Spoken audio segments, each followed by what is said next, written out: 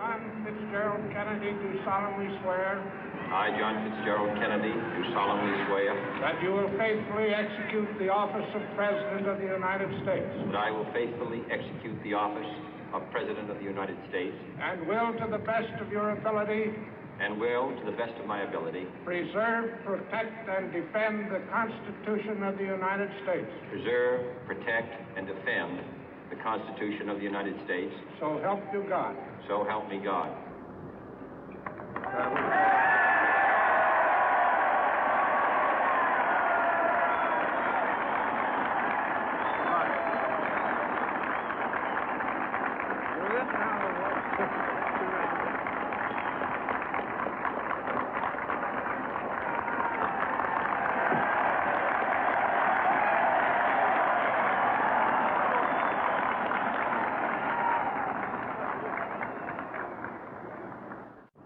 Vice President Johnson, Mr. Speaker, Mr. Chief Justice, President Eisenhower, Vice President Nixon, President Truman, Reverend clergy, fellow citizens.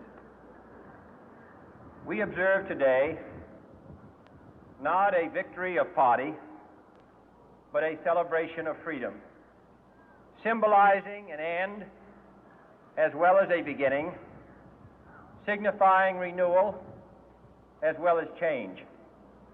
For I have sworn before you and Almighty God the same solemn oath our forebears prescribed nearly a century and 3/4 ago. The world is very different now, for man holds in his mortal hands the power to abolish all forms of human poverty and all forms of human life. And yet the same revolutionary beliefs for which our forebears fought are still at issue around the globe. The belief that the rights of man come not from the generosity of the state, but from the hand of God. We dare not forget today that we are the heirs of that first revolution. Let the word go forth from this time and place to friend and foe alike that the torch has been passed to a new generation of Americans born in this century, tempered by war, disciplined by a hard and bitter peace, proud of our ancient heritage, and unwilling to witness or permit the slow undoing of those human rights to which this nation has always been committed and to which we are committed today at home and around the world.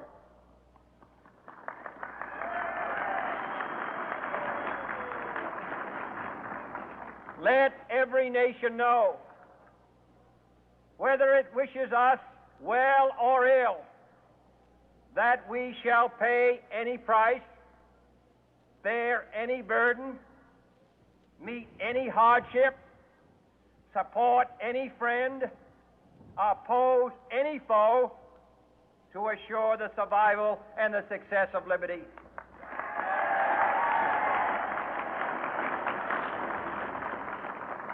This much we pledge and more.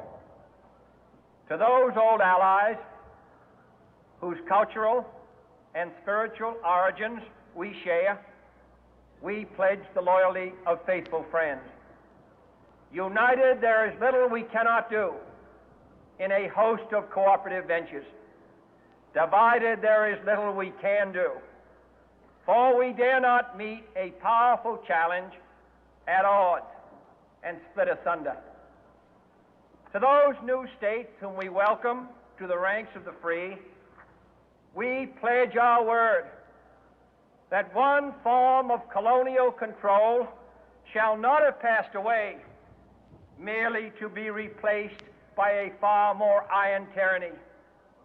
We shall not always expect to find them supporting our view, but we shall always hope to find them strongly supporting their own freedom, and to remember that in the past, those who foolishly sought power by riding the back of the tiger ended up inside.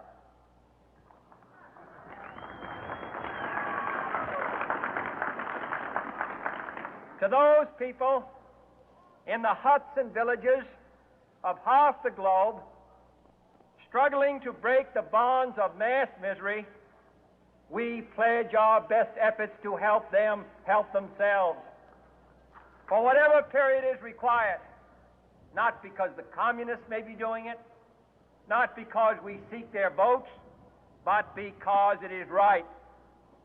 If a free society cannot help the many who are poor, it cannot save the few who are rich.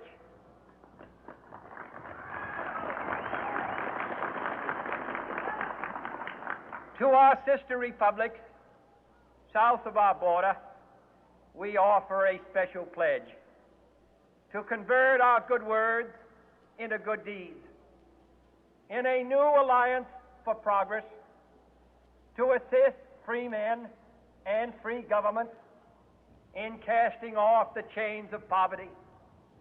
But this peaceful revolution of hope cannot become the prey of hostile powers. Let all our neighbors know that we shall join with them to oppose aggression or subversion anywhere in the Americas. And let every other power know that this hemisphere intends to remain the master of its own house.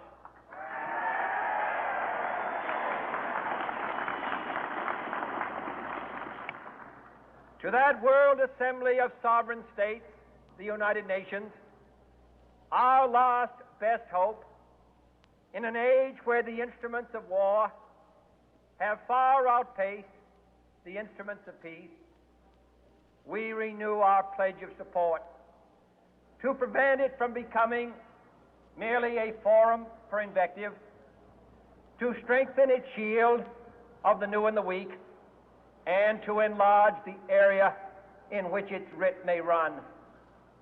Finally, to those nations who would make themselves our adversary, we offer not a pledge, but a request that both sides begin anew the quest for peace. Before the dark powers of destruction, unleashed by science, engulf all humanity in planned or accidental self-destruction, we dare not tempt them with weakness, for only when our arms are sufficient beyond doubt can we be certain beyond doubt that they will never be employed. But neither can two great and powerful groups of nations take comfort from our present course, both sides overburdened by the cost of modern weapons, both rightly alarmed by the steady spread of the deadly atom, yet both racing to alter that uncertain balance of terror that stays the hand of mankind's final war. So let us begin anew, remembering on both sides that civility is not a sign of weakness, and sincerity is always subject to proof. Let us never negotiate out of fear, but let us never fear to negotiate.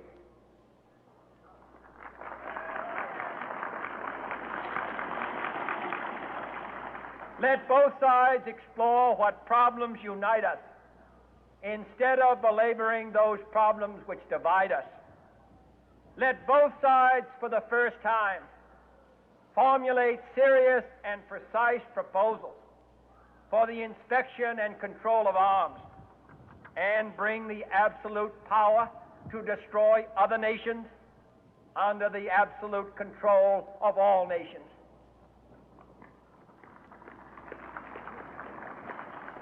Let both sides seek to invoke the wonders of science instead of its terrors. Together, let us explore the stars, conquer the deserts, eradicate disease, tap the ocean depth, and encourage the arts and commerce. Let both sides unite to heed in all corners of the earth the command of Isaiah to undo the heavy burden and let the oppressed go free.